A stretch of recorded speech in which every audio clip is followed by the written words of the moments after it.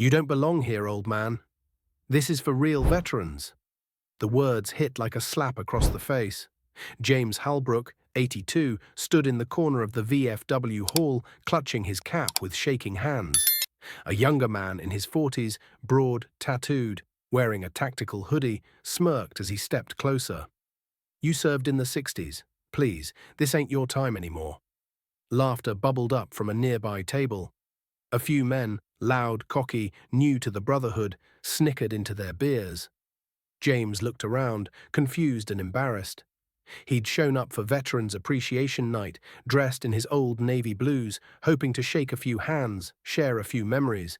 Instead, he was being mocked for being too old.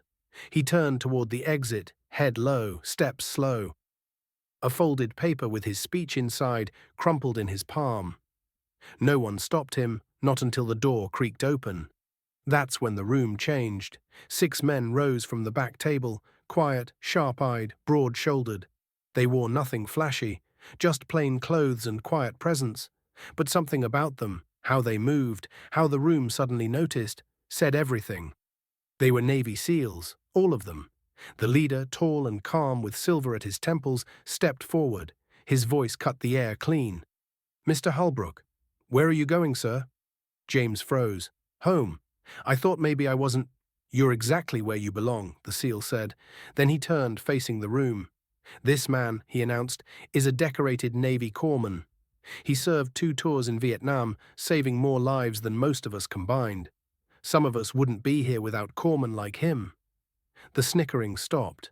Chairs shuffled. The man who'd mocked James now shrank behind his beer. The SEAL turned back. "Sir, you walk with us." And with that, they escorted James, not to the door, but to the front of the hall. The SEALs formed a protective half-circle around him as the room stood to attention, slowly, awkwardly at first, then fully upright. Respect returned to the air like oxygen. A microphone was placed in James's hand. His voice trembled. I was just going to read a letter I wrote for my buddies who didn't come back. I didn't think it mattered anymore." The room went silent, and when he read, it did more than matter. It cracked hearts wide open.